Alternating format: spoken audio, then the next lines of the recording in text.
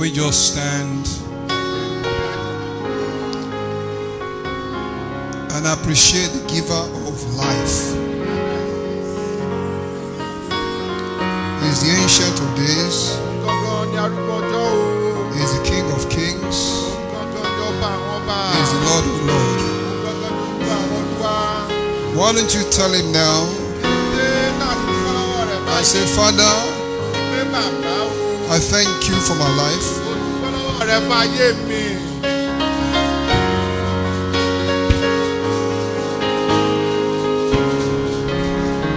Thank him for giving you healthy life.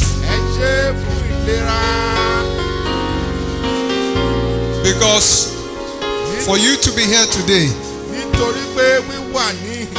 is because you have life and you have health in your body.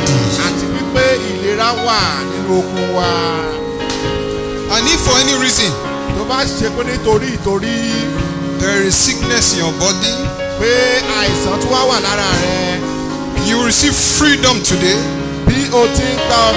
and rest today from that sickness in the name of Jesus. Thank him for the season of liberty, jubilee, that gives you liberty, freedom, that gives you rest, that makes you know that you're not bound anymore. You've been set free by Jesus Christ, our jubilee. Father, we bless you. We thank you. We honor you. In Jesus' name we pray. Can we take our song? We have no power of our own. We look unto you, Holy Spirit. Help us. In Jesus' name. I have no power of my own. I have no power of my own.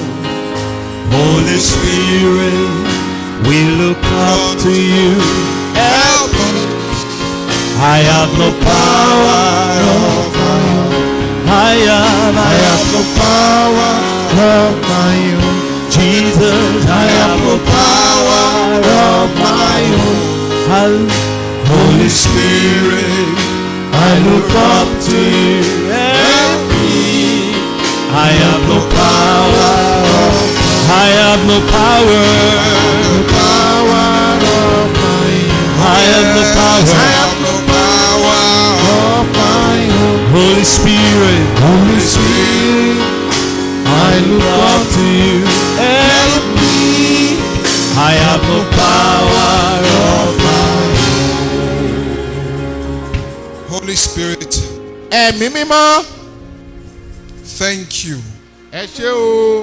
that we're here again. A new year, 2021. In health, in life, to worship you, to serve you. Father, accept our thanks in Jesus' name. Holy Spirit, we therefore recognize you as the leader and the chairman of this peace meeting. Direct us right to the end of this program in Jesus' name.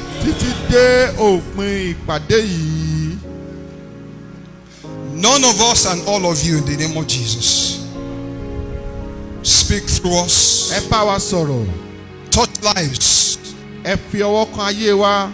Release people from every captivity. Heal everybody here today from every sickness, any disease. Thank you, Father Lord. In Jesus' mighty name we pray.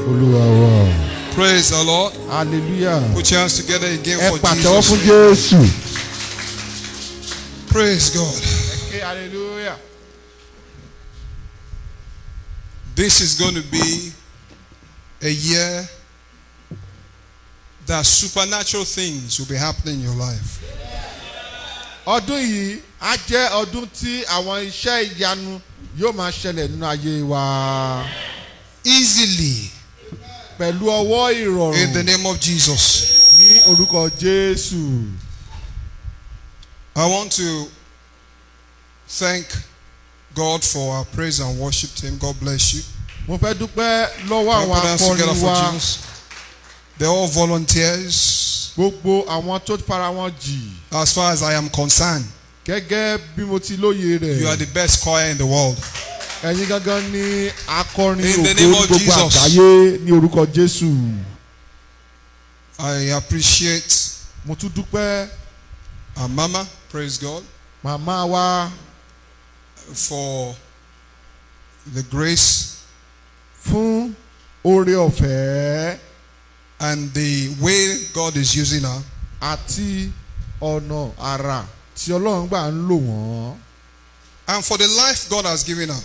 Àti fún ìgbésí ayé tí Ọlọ́run ti fi jogún fún wọn. May you live long Màmá kẹ́pẹ́ o. and continue to serve God. Kẹ́sì In Jesus' máa name. sin Olúwa ní orúkọ Jésù. I appreciate everyone here today. Mo wá dúpẹ́ lọ gbogbo àyín pátápátá tó ń bẹ níhìn. You answer the call. Ẹ jẹ́ ìpè. God will answer you today. Ọlọ́run yóò dá yín In náà the lóhùn. mighty name of Ní Jesus. orúkọ Jésù Kristi. The theme Kókó for this LPS ti LPS ìpàdé òní. is Jubilee. Òun ni òmìnira. And unless God changes the theme, Láì ṣe wípé Ọlọ́run fún wa ní àkòrí we mìíràn. continue on this theme A ó máa tẹ̀síwájú nínú by the àkòrí grace of God nípa oore for the ọ̀fẹ́ rest of the Ọlọ́run year. títí ọdún yìí yóò fi jálẹ̀. The topic within the theme Àwọn àkòrí tí ó tún súyọ láti ara àkòrí pátápátá is ni. Jesus Christ, Ó ní wípé Jésù Kristi. our Jubilee. Òun gangan ní òmìnira. Say wa. after me, Ẹ wí tẹ̀lé mi. Jesus Christ, Jésù Kristi. my Jubilee. Òmìnira mi. Jesus Christ, Jésù Kristi. my Jubilee. Òmìnira mi. I am going to take my first reading Mo fẹ́ bẹ̀rẹ̀ níbi kíkà àkọ́kọ́. from Galatians chapter 5, Ní ìwé Gàlátíà orí karùn-ún. verse 1. Mo kà á láti ẹsẹ̀ kìíní. Galatians chapter 5, verse 1. Gàlátíà orí karùn-ún ẹsẹ̀ kìíní. It says, Ó wí báyìí pé stand fast therefore ẹ dúró ní ṣinṣin in the liberty nínú by which Christ òmìnira tí has made us free, tí ó ti fi fún wa. and do not be entangled again Kí ẹ má sì ṣe fi ohun kankan dàpọ̀ with the yoke of bondage. mọ́ ohun àjàgà ti ìdèkídè. That's Galatians chapter 5. Gàlátíà orí karùn-ún ẹsẹ̀ kìíní la kà ń. Before I go on, I just want to also mention people who are watching online now or later on. Mo tún fẹ́ fi àsìkò yìí kí ẹ̀yin tí ẹ ń wò wá lórí afẹ́fẹ́ bóyá nísinsìnyí tàbí tó And bá I yá. pray that Mo kí yín o, mo sì gbàdúrà fún yín. the Lord will touch you Ọlọ́run yóò fọwọ́ kàn yín with this message pẹ̀lú ọ̀rọ̀ rẹ̀ yìí. and you'll be set free Ẹ ó sì gba Released. ìtúsílẹ̀ from everything that holds you bound kúrò lóhun gbogbo tó ti tẹ̀ yín lórí ba into abundant life, sí abundant health, òmìnira yín, sí abundant ìlera, joy, sí ayọ̀, abundant peace sí in the name of àlàáfíà Jesus. ní orúkọ Kristi. God commanded Israel Ọlọ́run pa á ní àṣẹ fún ọmọ to Ísírẹ́lì celebrate Jubilee pé kí wọ́n máa ṣe àjọyọ̀ òmìnira every 50 ní years. gbogbo àádọ́ta ọdún In the Old Testament, ní májẹ̀mú Leviticus láéláé. chapter 25, verse 10. Lẹ́fẹ́tíkù láti lè rí i ní orí karùndínlọ́gbọ̀n Leviticus chapter 25, verse 10. tabaka ẹsẹ̀ ìkẹwàá rẹ̀. And it says, you shall consecrate Ó the ní 50th wípé year ẹ ó ya ọdún àádọ́ta and sọ́tọ̀. proclaim liberty Ẹ sì pariwo òmìnira throughout all the land ní gbogbo ilẹ̀ náà to all inhabitants. fún Fún gbogbo àwọn ọmọ lílẹ̀. It shall be a jubilee for you. Ọdún náà ni ó jẹ́ ọdún òmìnira fún yín. And each of you ìkọ̀ọ̀kan nínú shall yín return to his possession. yóò sì padà lọ sí ohun And ìní each of rẹ̀. you Ìkọ̀ọ̀kan nínú return yín to his family. yóò sì padà darapọ̀ mọ́ àwọn ẹbí rẹ̀. Jubilee, Àkókò òmìnira. liberated, set free Òmìnira. people from the life of bondage Kúrò nínú àwọn èèyàn tó ti wà nínú and ìdè oppression. àti nínú ìpọ́njú. Leviticus 25:17. Lẹ́fítíkù orí kẹẹ̀dọ́gbọ̀n Leviticus 25:17 says, orí kẹ̀kẹ́ ẹsẹ̀ kẹtàdínlógún. therefore you shall not oppress one another, Ó ní nítorí náà ẹ kò ní fi ara ní ẹnikẹ́ni nínú yín o. but you shall fear your God. Ṣùgbọ́n For ẹ̀yin I yóò am bẹ̀rù the Lord Ọlọ́run your yín God. nítorí èmi ni Ọlọ́run yín. Jubilee Òmìnira was to show ó wà láti fi hàn the loving kindness ìfẹ́ àti sùúrù of God Ọlọ́run towards his people. fún àwọn ènìyàn rẹ̀. That was the reason Ìdí pàtàkì for the Leviticus Jubilee fún òmìnira tí Lẹ́fítíkù ń sọ of nípa chapter rẹ̀ 25. ní orí kẹẹ̀dọ́gbọ̀n. The Leviticus Jubilee, Nígbà tá a bá ń sọ òmìnira tó wà nínú ìwé Lẹ́fítíkù, which showed the love of God òun gangan ló ń fi ìfẹ́ Ọlọ́run by hàn setting his people free nípa títú from àwọn ènìyàn oppression, sílẹ̀ kúrò nínú from ìpọ́njú, bondage, kúrò nínú from ìdè, captivity. kúrò nínú ìdè. That Jubilee of Leviticus Òmìnira Lẹ́fítíkù yìí was temporary. ó jẹ́ eléyìí tó wà fún ìgbà díẹ̀. Listen to me, it was not perfect. Ẹ tẹ́tí gbọ́ mi o, kò pé. It was a shadow Ó jẹ́ òjìji of a better things to come. òmìnira ohun It tó was a dára shadow ti iwájú. of a better Jubilee to Ó come. jẹ́ òjìji òmìnira It was a tí à ń shadow retí. of a better freedom to come. Òjìji òmìnira A èyí tí à ń better retí. release to come. Òmìnira èyí tí à ń retí. A shadow of a better thing to come. Òjìji òmìnira ohun dídára tí à ń retí. Hebrews chapter 10, Hébérù Verse orí 1. kẹwàá ẹ jẹ́ ká ka ẹsẹ̀ ìkíní rẹ̀. Hebrews chapter 10 verse 1 says, Orí kẹwàá ẹsẹ̀ ìkíní Hébérù wípé. for the law, Nítorí Olúwa having a shadow of the good things to come, ẹni tí ó jẹ́ òjìji ohun rere tí ń bọ̀. you see, it was a law Ẹ wò ó jẹ́ that òfin God gave them that every 50 years tí Ọlọ́run pa there á must be a láṣẹ release. wípé 50 ọdún òmìnira gbọ́dọ̀ wáyé. But let me tell you, Ẹ jẹ́ kí n wá wí fún yín báyìí forevermore, títí there's a ayérayé. release for you. Orí Come on, ìtúsílẹ̀ shout ti yín. amen. Ẹ sọ pé àmín. Hallelujah. Praise God. Hallelujah. For the law having a shadow of good things to come, Nítorí pé òfin yìí ó mú òjìji ohun dídára tí ó wà and not the very image of the things, tí kì í sì ń ṣe òmìnira gangan, ìwòye òmìnira gangan. can never, with these same sacrifices, Tí ó sì tún ṣe ẹbọ ohun tí à ń sọ ń pa rẹ̀.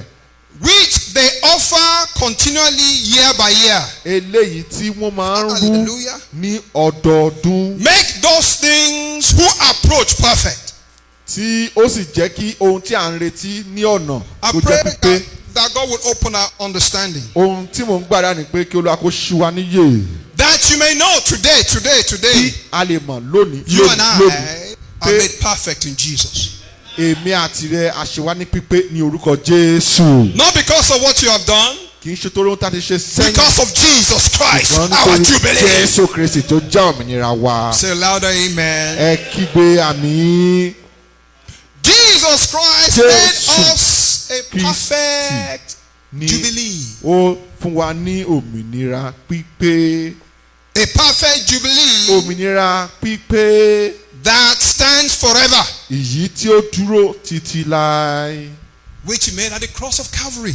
Èyí tí a ti ṣe fún wa lórí igi Calvary. Hebrews 10:14 says. Hébérù orí kẹwàá ẹsẹ̀ kẹrìnlá wípé. Listen to me now. Ẹ tẹ́tí o. Hebrews 10:14 says. Kẹwàá orí kẹrìnlá. For by one offering. Ó ní nítorí pé nípa Every say one offering. Ẹbọ kan. Not two. Kì í ṣe Not ẹbọ three. méjì. Not Kì í ṣe year ẹbọ by mẹ́ta. year. Kì í ṣe Not month fọ́dọọdún. by month. Kì í ṣe oṣooṣù. But by one offering. Ṣùgbọ́n nípa ẹbọ rírú ẹyọ kan He ṣoṣo. has perfected. Ó ti mú wá sí pípé. Perfected. Pípé. Forever. Títí láé Those ni who o. have been sanctified. Àwọn tí a ti yà sọ́tọ̀. You are the sanctified. Ìwọ gangan a yà ọ́ sọ́tọ̀. Sanctification means holy. Yíyani sọ́tọ̀ ni pé. You are the Ọ̀nà di one mímọ́ ìwọ gangan là ń that sọ. is made holy Ni a yà sí mímọ́. because Nítorí pé perfect jubilee. òmìnira pípé tí a sọ. Hallelujah. Praise God. Ẹ̀kẹ́ May I àlè. prophesy into your life? Mo wá sọ àsọtẹ́lẹ̀ sínú ayé rẹ̀ báyìí báyìí. This season, Pé nínú ọdún yìí, you will rest ó ní ìsinmi. in the perfect jubilee. Nínú òmìnira pípé. Jesus Christ. Jésù Kristi. Àmín. Say after me, Father. Bóyá wí tẹ̀lé mi sọ pé bàbá. Jesus Jésù is my jubilee.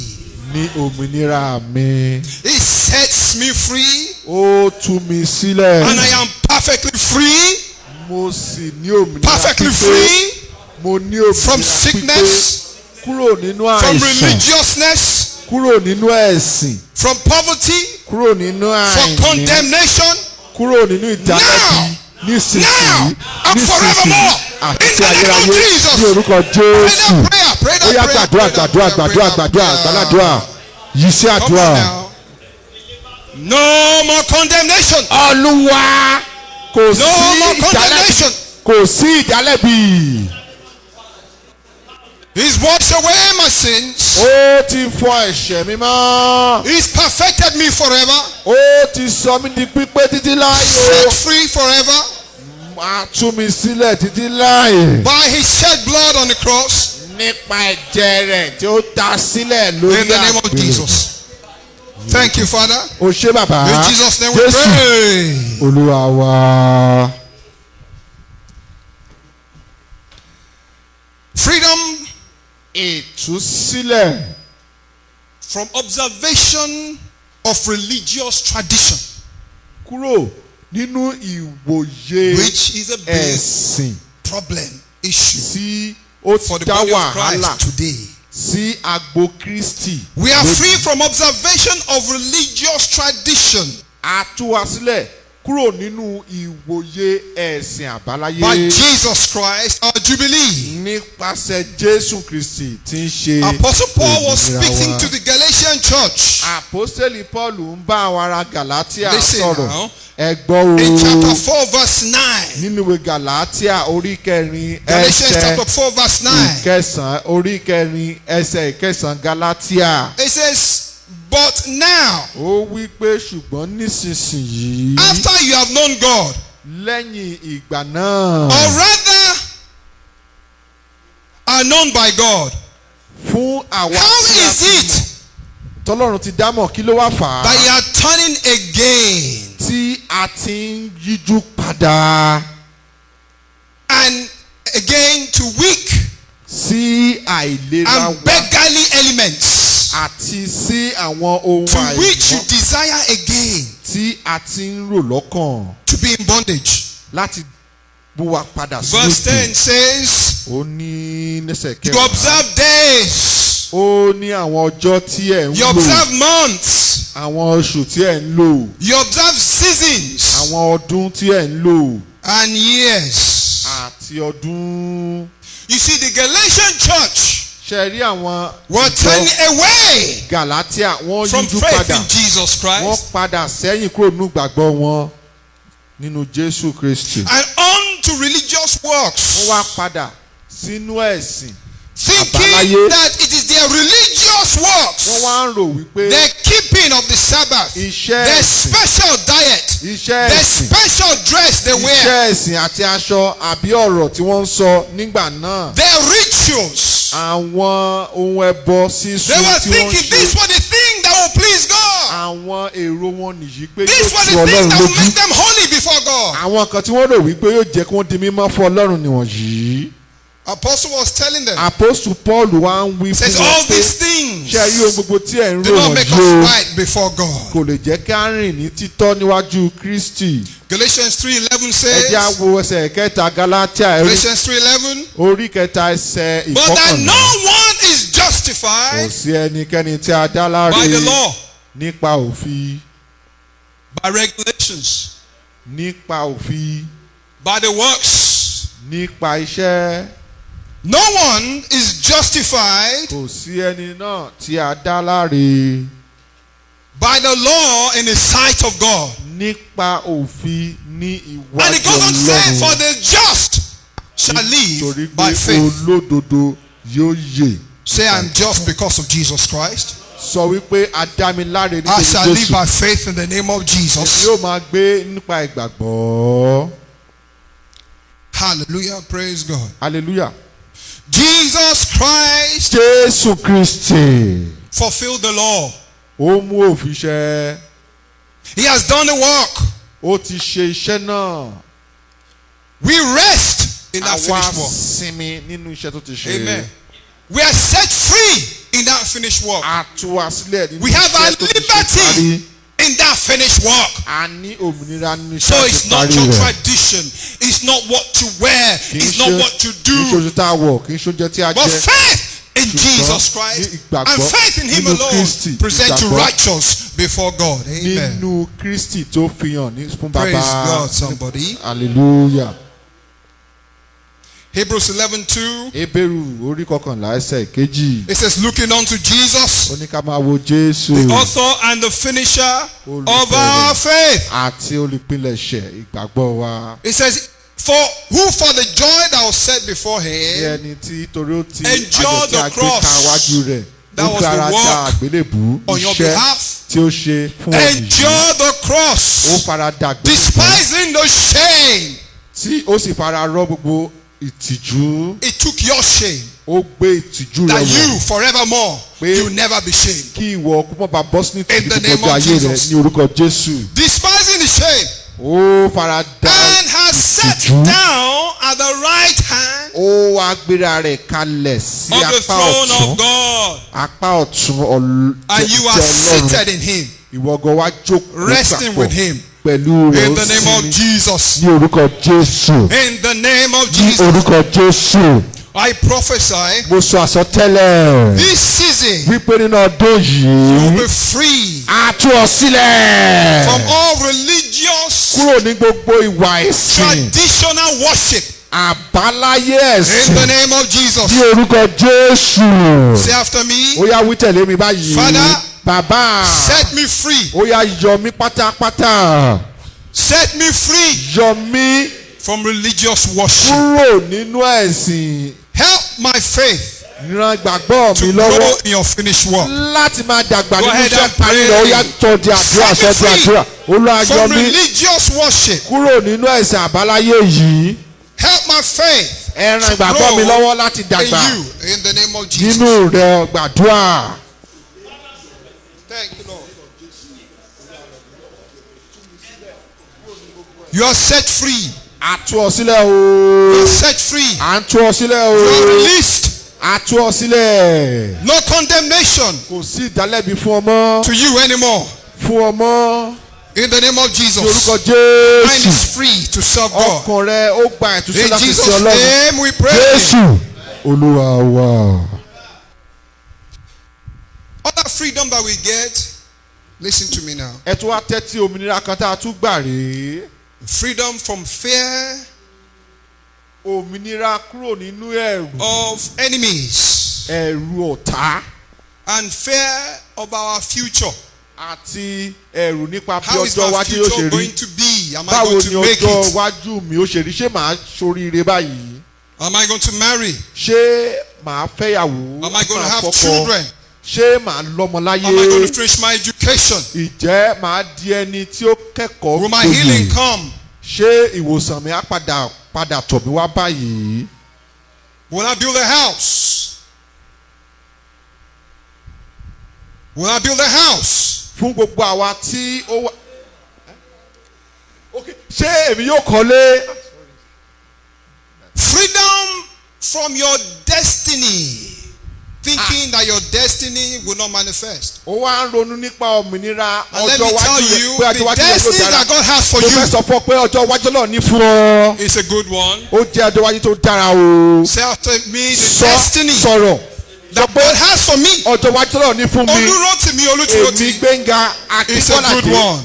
Èyí tó It's a dára good ni. one. Èyí tó dára In ni. Jesus' Ní orúkọ name. Jésù. Galatians 3 verse 29. Galatia orí kẹta ẹsẹ̀ ìkẹsàn-án. How do you know that you're going to be blessed? Báwo ni ìdánilójú tí ó wà How do you know àbùkù that fún ọ? Kí you are ni delivered ìdánilójú? Kí from ni fear of your kí ni enemies? ìdánilójú tó wà wípé a gbà ọ́ kúrò nínú ẹ̀rù àwọn ọ̀tá rẹ̀? That I better curse them before they curse me. Fún àwọn I tí better get them before they get me. pé kí n tètè pa wọ́n kó ní wọ́n pa mí, kí n tètè ṣépè fún wọn kó ní wọ́n ṣépè fún mi. Let me tell you, Mo fẹ́ sọ fún ọ as a child of God, gẹ́gẹ́ bí ọmọ Ọlọ́run you can never be God. o lè sọnù. Say amen. Galatians 3:29 says, Galatia and orí if pé you are Christ, tí ìwọ bá jẹ́ fún Kristi, are you Christ? ṣé ìwọ Come jẹ́ on now. Kristi? Ṣé I Kristi say, are ni you ọ́? Christ? Ṣé o jẹ́ ti That's Kristi? right. If you are Christ, Tí o bá jẹ́ fún then Kristi, you are Abraham's seed ìgbà náà ni wọ́n jẹ́ irú Ábúráhámù. and heir according to the promise. Ìwọ jẹ́ àrólé ìlérí náà. We are entitled Ìwọ jẹ́ àjogún as those in Christ ti Kristi be aligned with the blessing àti of ìbùkún Father ti Abraham. bàbá nínú Kristi. Praise the Lord. Ẹ kí hallelujah. Galatians 22 Galatia orí kẹta 17 says, kẹtàdínlógún wípé. excuse me, Genesis 22. Okay. Genesis 22. Genesis orí When we kejìlélógún. go back and see what that blessing Tí is, o bá padà lọ wo tí ìbùkún Abrahamu jẹ́. Genesis 22 Genesis orí verse kejìlélógún 15 says ẹsẹ̀ this. káàdógún ó wí pé. Blessing that we are aligned with. Eléyìí ni ìbùkún tí à ń fojú sọ́nà sí. Are you listening to me? Ṣé ẹ̀ ń tẹ́tí sí mi? Are you listening to me? Ṣé ẹ̀ ń gbọ́ mi? It says, blessing Oh, will bless you. Tó bá jẹ́ pé ti bí bùkún èmi yóò bùkún rẹ. God was talking to Abraham. Right? Ọlọ́run ló wí fún Abrahamu Because ní. Abraham was willing to offer Nítorí pé Abrahamu ṣetán láti rúbọ. his best to God. Èyí tí ó dára His jù only son fún to God. Ọlọ́run tí ń ṣe ọmọ rẹ̀ kan ṣoṣo. Turned to him and said, Ọlọ́run wá yíjú padà. blessing I will bless you. Ó sọ fún pé tó bá yẹ pé ti bùkún. Multiplying I will multiply Èmi you. yóò bùkún ọlọ́pọ̀lọpọ̀. Multiply your descendants Ó ní pé òun ó jẹ́ kí as the star irú of ọmọ the rẹ̀ kó pọ̀. heavens Gẹ́gẹ́ bí and as the sand which is on ìràwọ̀ the ojú ọ̀run seashore. àti gẹ́gẹ́ bí irú Listen to this eérú now. tó wà nínú And he ilẹ̀. goes on to say, and your descendants. Ó wá ní pé irú Who are the ọmọ rẹ̀. descendants of Father Abraham? Àwọn wo ni irú ọmọ We Ábúráhámù? are in Christ Jesus. Nínú Kristi Hey, Jésù hey. àwa ni. Oh, say hallelujah. Sọ pé Thank hallelujah, sọ pé God. hallelujah, sọ Thank pé hallelujah, sọ pé God. Olúwa ṣe, Thank God. Olúwa ṣe, Thank God Olúwa ṣe, for Olúwa Father ṣe. Abraham. Kí fún bàbá wa Ábúráhámù. And he goes on to say, Ó and your tẹ̀síwájú. descendants Ó ní àwọn irú ọmọ shall rẹ̀. possess Wọ́n ó jogún. the gates of their enemies. Wọ́n jogún. They shall what? Possess Wọ́n jogún. the gates of their Ilẹ̀kùn. enemies. Ilé àwọn ọ̀tá wọn. Amen. Àmín. And if God has said it, Sọ́dọ̀ bá sì wí he bẹ́ẹ̀. has said it. Ó ti wí bẹ́ẹ̀ And ni. there is no Kò dẹ̀ sí ohunkóhun. Kò sí There's no babaláwo. wizard Kò sí that can àjẹ́ tàbí change oṣó. what God has Tí said. ó lè It yí is ohun tí Ọlọ́run final, sọ. it is done, Ó ti and it ṣe. is complete. Ó sì sọ. Ó Say yẹ ti loud, parí rẹ̀. amen. Hallelujah. Thank you, Jesus. O ṣé Jésù. So number one, you are blessed to be a blessing. O jẹ́ alábùkún. So I'm blessed to be a blessing. Sọ pé àbùkún mi kí n lè jẹ́ alábùkún I am fún. blessed to be a blessing. Àbùkún fún mi kí n lè di alábùkún fún. Secondly, he said, ẹlẹ́ẹ̀kejì tó you tún ní. shall possess the gates of Ìwọ your yóò enemies. jogún ilẹ̀ àwọn ọ̀tá rẹ.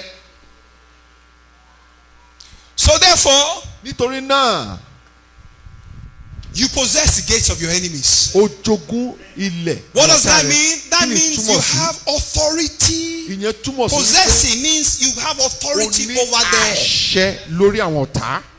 And you are seated. Ephesians tells us that you are seated O in jókòó heavenly places with Christ Jesus. Síbi ọ̀run Above what? Ọlọ́run. Principalities, above Ju gbogbo powers, àwọn above agbára bí dominion, àṣẹ. above witches, Àwọn above àjẹ́, wizards. àwọn ọ̀ṣọ́. That's where you are seated. Ibi tó jókòó sínú It relates to the promise nípasẹ̀ that was ìlérí made tí to a Father ṣe Abraham. fún Abrahamu bàbá wa. You are blessed to be a blessing. Àbùkún fún ọ kí o You ṣe shall alábùkún possess fún the àwọn gates èèyàn. of your enemies. Òwò yóò jogún In ilẹ̀ the àwọn ọ̀tá rẹ mighty name ní of orúkọ Jesus. Jésù.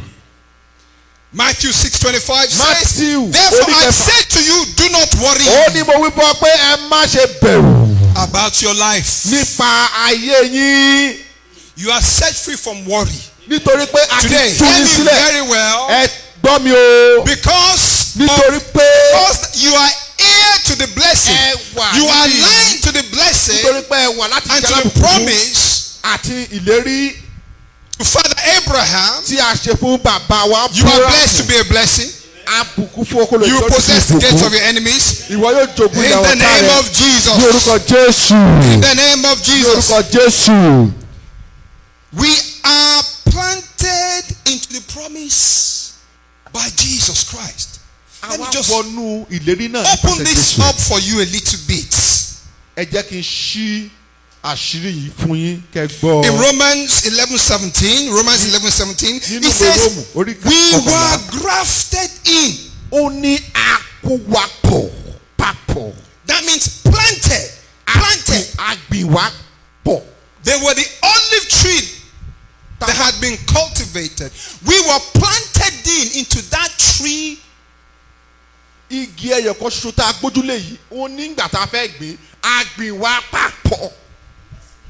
Àgbìwá sínú rẹ̀. Planted in among them. Àgbìwá sí inú igi yìí. And became a partaker. Àti wípé àwa di Amen. alájogún. So Jesus Christ pulled us into the blessing. Jésù Kristi gan Are you ló getting me? fà wá ló Into fà the wá lọ sínú blessing ìbùkún that náà. you'll be a blessing. Into the Jésù blessing lábùkún tí ó that lọ you jẹ possess the lábùkún. gates of your enemy. Ó jẹ́ Jesus ìbùkún Christ, pé kí o jogún our ọ̀tá rẹ. Jubilee has pulled you in. Jésù ó ti He fún ọ has lómìnira. grafted you. Ó ti gbìyẹ papọ̀. Wọ́n ti To that gbì wá blessing. papọ̀ sínú ìbùkún yìí. You are grafted in.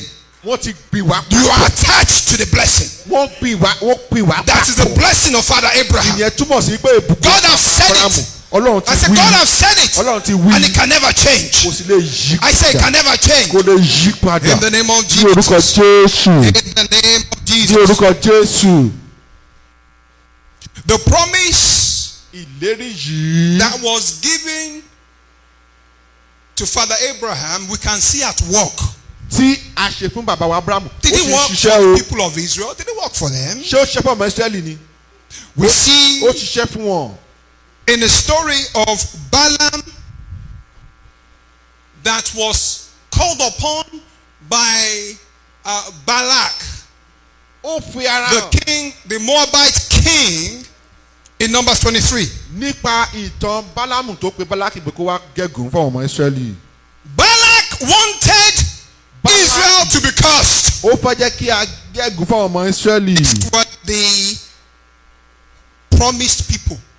Àwọn These were the Ísírẹ́lì people that the blessing of God is wọ́n jẹ́ upon. ọmọ ìlérí. The blessing of God is upon you Ìbùkún Olúwa wà lórí rẹ̀. as a child of God, Gẹ́gẹ́ bí ọmọ Ọlọ́run. as a follower of Jesus Christ. Are you Gẹ́gẹ́ bí hearing me? olùtẹ̀lé Kristi. He said these people are too mighty. àwọn They're too àlè. shiny. Wọ́n They're ti looking tóbi too jù. good. Wọ́n ti They're going to dára jù. take away. Wọ́n ò ṣe é pákó lọ́nà. Because they are about to possess the Nítorí gates pé o fẹ́ wọnú of ilé the náà. Moabites.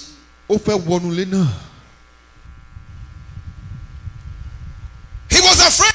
ara rẹ̀ já ó wá ní ẹjọ́. Balaam, Bálámù come and curse these people for. wá bá mi gégùn fún àwọn ọmọ yìí. But let me tell you, ẹ jẹ́ kí n dá yín lójú the o. curse could not stand. Ìpè náà kò ṣẹ. It could not stand. Kò lè dúró. It could not stand Èpè náà kò lè dúró. because Nítorí these pé people were àwọn blessed tí a of ń sọ God. yìí. He said Alábùkún in Numbers Ọlọ́run ni wọ́n. 23 Ó verse sọ nínú 8, ìwé Númérì. this is what your enemy is saying about you. I Ẹ máa can't gbọ́ touch it. nǹkan tí àwọn Pastor ọ̀tá Peter yẹn is sọ fún ọ. untouchable. Ó ní pé Pastor Peter a lè fọwọ́ kàn ẹ́.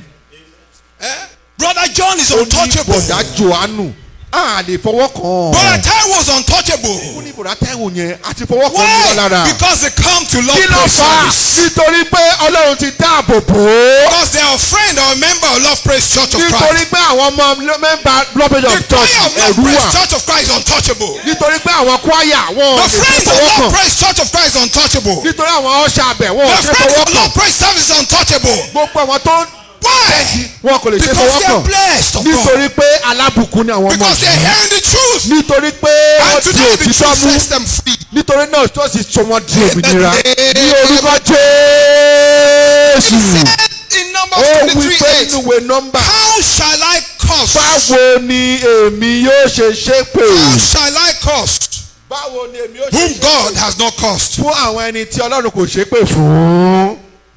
If you're blessed Tí a bá bùkún fún ọ. by God, you're blessed.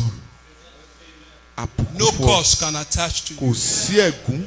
That's tí ó why lè you don't ṣe fear ọ. your enemies. Torí náà o gbọ́dọ̀ That's bẹ̀rù why you ọ̀tá. love your enemies. Nítorí pé o gbọ́dọ̀ fẹ́ràn ọ̀tá. You pity them. Nítorí pé wàá ṣàánú fún wọn. Because if they persist Nítorí pé tí wọ́n bá tẹ̀síwájú to do you evil, láti máa gbìmọ̀ pọ̀ àti ṣe ọ́ then they níbi. have God to reckon with. Dẹ̀ wọ́n á wá Are you getting bá me? Ọlọ́run láti bá jà. I say you are free. Mo sọ fún ọ pé You àtúọ̀lẹ̀. are set free Àtúọ̀lẹ̀. from every fear, Kúrò nínú ẹ̀rù. every sickness, Kúrò nínú àìsàn. every disease. Kúrò nínú àìsàn. Because you know they can be enemies too. Nítorí pé àwọn àìsàn yìí Sickness and ọ̀tá disease want to take your life. ọ̀tá ni wọ́n fẹ́ mú ẹ̀mí rẹ lọ ní o. It's a curse. But you're Ẹ̀sìn ni wọ́n blessed. jẹ́ ṣùgbọ́n Therefore, alábùkún sickness fún and ọ. diseases Torí náà, cannot àìsàn stay in your body. wọn kò lè dúró ní Because the àgọ́ ara blessing rẹ. of God is over your life. Nítorí pé ìbùkún In the name of Ọlọ́run bẹ Jesus. lórí rẹ lórúkọ Jésù. I cannot curse them. Èmi God ò has lè not cursed gbẹ́kú them. fún wọn. How Báwo shall ni- I denounce Báwo ni èmi whom lè the God ṣépè has not denounced? fún àwọn ẹni tí Ọlọ́run kò ṣépè Amen. fún àmì? God has not rejected you. Ọlọ́run ò kọ̀ ọ́ sílẹ̀. He said, those who come to me, I will never. Ó ní gbogbo àwọn Reject tí ó them. tọ̀ mí wá èmi kì ó kọ̀ wọ́n So sílẹ̀. therefore, Nítorí ti If bẹ́ẹ̀ God does not reject you and bí embraces you, Ọlọ́run kò bá kọ̀ ọ́ tó sì gbà ọ́ who mọ́ra can be against you? ta ni ẹni náà tó lè dojà kọ́ Nobody ọ́? can be against Kò you. sẹ́ni tó lè dojà kọ́ ọ́. Nobody can be Kò against sẹ́ni you. náà tó lè dojà kọ́ ọ́. I prophesy, Mo sọ àsọtẹ́lẹ̀. you shall fear no more. O kò ní bẹ̀rù mọ́. The fear of your enemies shall be no more. Ìbẹ̀rù ọ̀tá ò sí fún ọ The fear mọ́. of viruses and diseases shall be no more. Ìẹ̀rù àìsàn kò sí fún ọ mọ́. The fear of workers of evil, agents of evil shall be no more in your life. Ẹ̀rù ọ̀tá tàbí àwọn òkùnkùn kò sí In the fún name ọ of mọ́. Jesus. Ní orúkọ Jésù. You will love them. Wàá tún You will fẹ́ràn not fear wọn. them. O ò ní bẹ̀rù wọn. Your neighbor that wants to do you evil, you will love them. Àwọn You will not fear arákùnrin them. rẹ arábìnrin tó fẹ́ In the ṣọ́ name of níbi wàá Jesus. fẹ́ràn wọn. Say, Father, Sọ pé bàbá I am blessed àbùkún fún to mi be a blessing. láti lè jẹ́ orísun Come on now, say, ìbùkún. I am blessed. Sọ pé àbùkún fún mi. You're the lineage of Abraham, the Ìwọ blessing jẹ́ of Abraham, the irúgbìn. promise of Abraham Ó jẹ́ ọmọ that God ajogún gave Abraham Ábúráhámù. is you are aligned to Ìlérí it. ìlérí tọ́lọ̀ fún Ábúráhámù. Ó So you're ṣe going to àjogún. declare and say, Wàá wá Father, sọ̀rọ̀ sọ pé I Olúwa am o blessed. àbùkún fún I mi. am blessed Àbùkún to fún mi be o a blessing. láti lè jẹ́ I orísun shall ìbùkún. possess Èmi ò the gates of jogún my enemies. Go ahead ilẹ̀ and àwọn ọ̀tá mi. Ó pray. yá gbàdúrà gbàdúrà gbàdúrà gbàdúrà. Blessed to be a blessing. Yabakali yabayadarakala. Thank you, Jesus. You are blessed to be a blessing. You are blessed to be a blessing. I am blessed. I am not cursed. I cannot be a curse. I am a blessing. I am a blessing. I am a blessing. In Jesus' name we pray. Jésù. Olúwa wa. As I round up, Bí mo ti ń parí lọ, hopefully by now we have an understanding pẹ̀lú ìrètí tí mo ní wípé a ti ní òye rẹ̀ ní kíkún, that we are free. wípé a ti tú wa sílẹ̀. Christ said he has come that we may have life Nítorí pé ó ti wá and sí life àwa more tó lè ní abundantly. ìyè ní ẹ̀kúnrẹ́rẹ́. That is your portion in Jesus' name. Ìpín rẹ̀ lélẹ́yìí. In Galatians chapter 5 verse 13 to 14 says this. Galatia orí karùn-ún It ìkẹtàlá says, for you ìkẹrìnlá. brethren, Ó ní fún ẹ̀yin arákùnrin. he's talking about believers, Ó sọ nípa àwọn onígbàgbọ́. have been called to liberty. A ti pè yín sínú òmìnira. You have been called to freedom. A ti pè yín sínú òmìnira. You are in Christ Jesus. Ẹ wà nínú Kristi You have been Jésù. called to liberty. A ti pè yín sínú He says, òmìnira. only do not use Kìkì pé kí ẹ̀yin kí o má ṣe lò liberty òmìnira yín as an opportunity for the flesh. fún àǹfààní ara. What is the purpose of your liberty? Kí ni ìdí tí a fi fún ọ ní What is òmìnira the gan? purpose of your confidence that you have that you are free? Kí ni ìdí ìgboyà òmìnira rẹ? It is not to use it as a liberty Kì í ṣe pé ó wá jẹ́ or an oore ọ̀fẹ́. opportunity for the flesh, Oore ọ̀fẹ́ ara which is to abuse láti ṣì the í freedom lò. that you have. Oore ọ̀fẹ́ tí a ní. But through love, it says through love. Ṣùgbọ́n ká wá gbé ìfẹ́ That's wò. what Jesus did. Are you hearing me? Ohun tí Jésù ń ṣe He nìyẹn says wò. through love, Nípasẹ̀ ìfẹ́ serve one another. kí a máa ran ara wa lọ́wọ́. Through love, serve Nípa one another. ìfẹ́ kí a máa ran ara wa lọ́wọ́. It says in verse 14, for all the law is fulfilled Ẹsẹ̀ in kẹrìnlá. one word. Ó ní torí pé a mú òfin ṣẹ nípasẹ̀ kìkì ọ̀rọ̀ kan ṣoṣo. All the law, all the traditional clothes, all the Gbogbo ẹ̀sìn wa works, yé, gbogbo májẹ̀mú the- láíláí, gbogbo rituals, àwọn ẹbọ sísun. all the things that we Gbogbo- do that we think will please is what gbogbo- makes us holy before God. Tí à ń He ṣe said, káàdì pé bóyá ó máa Apostle jẹ́ Paul mímọ́ said lọ́dọ̀ Ọlọ́run. it is fulfilled Àpọ́sù Paul ní pé in a mú one gbogbo word. rẹ̀ ṣẹ nípasẹ̀ ọ̀rọ̀ kan ṣoṣo. You shall what? Ìwọ ṣe kíni? You shall what? Ṣe kíni? You shall what? Ṣe kíni? Loud and clear now. You shall Ẹ what? sọ̀rọ̀ sókè. You shall love. Ẹ gbọ́dọ̀ fẹ́ràn. You shall love your enemy Ẹ gbọ́dọ̀ fẹ́ràn àwọn ọ̀tá yín as you love yourself. gẹ́gẹ́ bí ẹ ti fẹ́ràn ara yín. Galatians 6:2 says, bear Láti orí kẹfà ẹsẹ̀ kejì. one another's Ẹ jẹ́ burden, kí a máa fi ara dà á fún ara wa. and so fulfill the law of Christ. Nípasẹ̀ Amen. mímú ìlérí Ọlọ́run. We have a new Kristi law. ṣẹ. A ní òfin tuntun. And that law is in Christ Jesus. Òfin tuntun náà sì wà nù Kristi. And that love is simply Òfin náà sì ni pé to love God, kí a fẹ́ràn Ọlọ́run. Amen. Ha, to love your neighbor, ká fẹ́ràn ọmọnìkejì. and even to love your enemies. Àti kí a fẹ́ràn ọ̀tá wa.